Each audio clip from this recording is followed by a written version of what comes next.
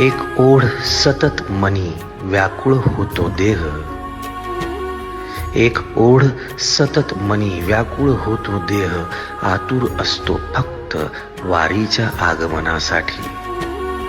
जसा आला होता वैकुंठीचा राया तुकोबाच्या भेटीसाठी.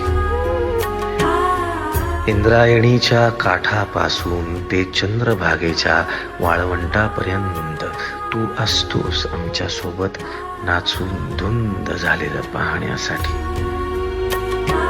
स्वतःच्या कामाला पांडुरंग मानणारे काही थकलेले भेगाळलेले देह असतील तिथून तुझ्या वारीचा सोहळा अनुभवतात.